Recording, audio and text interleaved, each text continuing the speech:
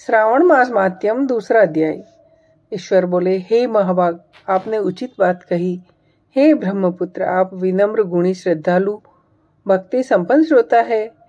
आपने श्रावण मास के विषय में विनम्रता पूर्वक जो पूछा वह सब अत्यंत हर्ष और प्रेम के साथ मैं आपको बताऊंगा, क्योंकि द्वेष न करने वाला सबका प्रिय होता है और आप उसी प्रकार के विनम्र है, क्योंकि मैंने आपके अभिमानी पिता ब्रह्मा का 5वां मस्तक काट दिया था, तो भी आप उस द्वेष का भाव त्याग कर मेरी शरण को प्राप्त हुए। अतः हे तात, मैं आपको सब कुछ बताऊंगा।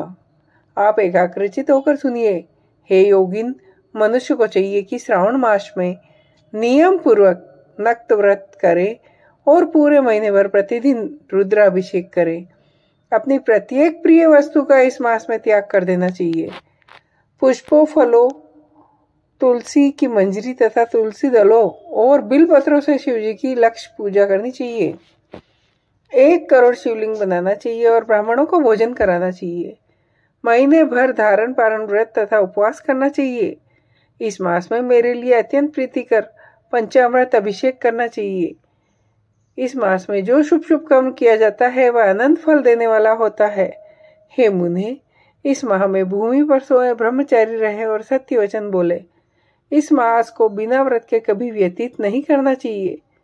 फलाहार ग्रहण करना चाहिए, पत्ते पर भोजन करना चाहिए। व्रत करने वाले को चाहिए इस मास में शाक का पूर्ण परित्याग कर दे। हे मुनि श्रेष्ठ, इस मास में भक्ति युक्त होकर मनुष्य को किसी न किसी व्रत को अवश्य करना चाहिए।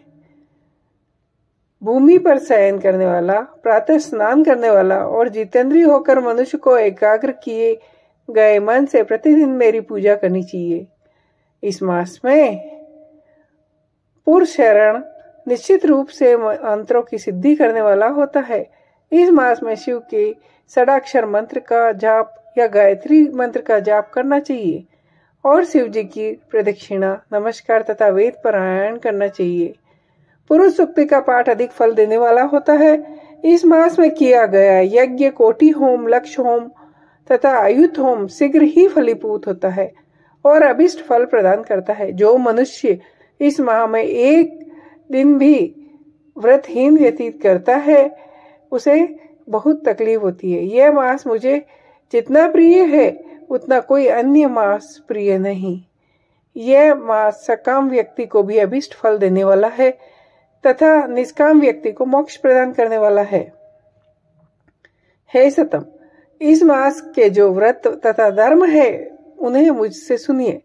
रविवार को सूर्य व्रत, सोमवार को मेरी पूजा व नक्त भोजन करना चाहिए। श्रावण मास के पहले सोमवार से आरंभ करके 3.5 महीने का रोटक नामक व्रत किया जाता है। यह व्रत सभी वांछित फल प्रदान करने वाला है। मंगलवार को मंगल गौरी का व्रत, बुधवार व बृहस्पति के दिन इन दोनों वारों का व्रत, शुक्रवार को जीवंती का व्रत, शनिवार को हनुमान तथा नरसिंह का व्रत करना बताया है। हे मुने, अब तिथियों में किए जाने वाले व्रतों का श्रवण करें। श्रावण के शुक्ल पक्ष की द्वितीय तिथि को औदुंबर नामक व्रत होता है। श्रावण के शुक्ल पक्ष की तृतीय तिथि को गौरी व्रत होता है। इसी प्रकार शुक्ल पक्ष की चतुर्थी तिथि को दुर्वा गणपति नामक व्रत किया जाता है। हे मुने, उसी चतुर्थी का दूसरा नाम विनायकी चतुर्थी भी है।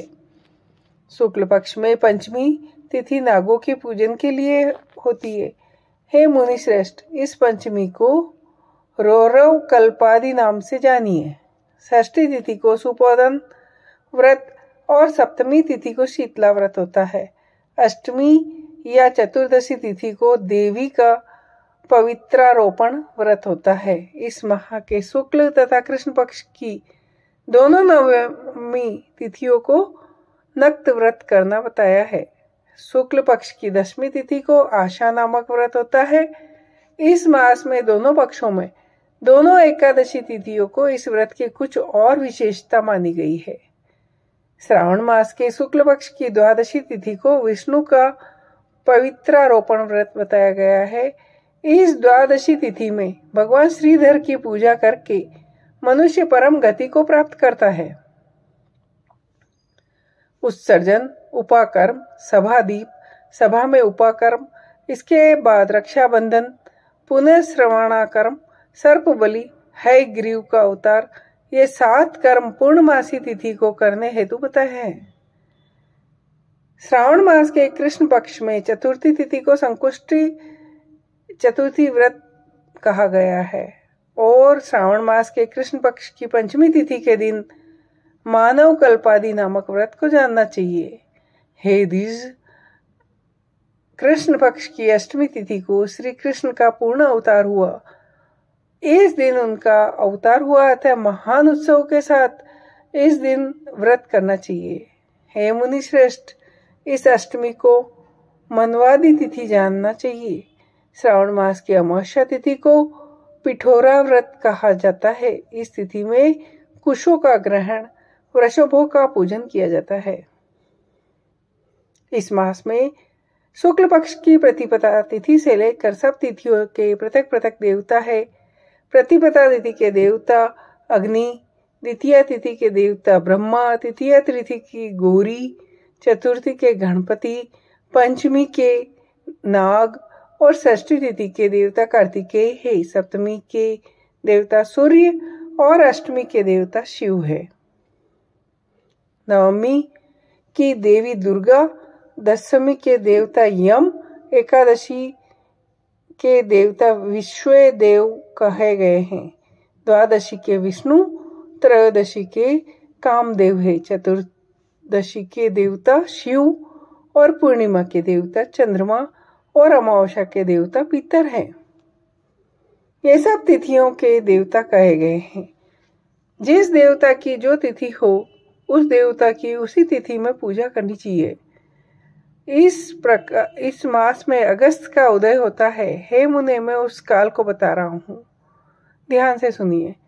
सूर्य के सिंह राशि में प्रवेश करने के दिन से जब 12 अंश 40 घड़ी व्यतीत होती है तब अगस्त का उदय होता है। उसके 7 दिन पूर्व से अगस्त को अर्घ प्रदान करना चाहिए। 12 मासों में सूर्य पृथक पृथक नामों से जाने जाते हैं।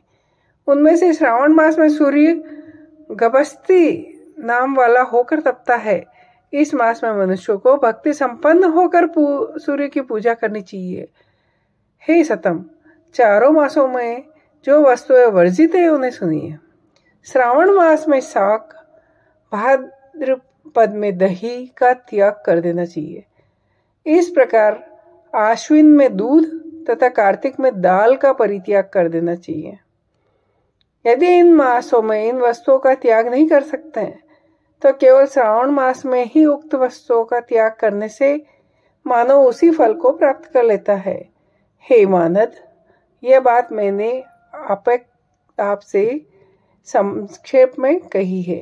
हे मुनिश्रेष्ठ, इस मास के व्रतों और धर्मों के विस्तार को सैकड़ों वर्षों में कोई भी नहीं कह सकता।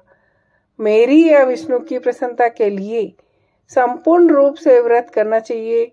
परमार्थ की दृष्टि से हम दोनों में भेद नहीं। जो लोग भेद करते हैं वे नरकगामी होते हैं। अतः हे सनत कुमार, आप श्रावण मास में धर्म का आचरण कीजिए। इस प्रकार ईश्वर सनत कुमार संवाद के अंतर्गत श्रावण व्रतो उद्देश्य कथन नामक दूसरा अध्याय पूरा हुआ। जय हो।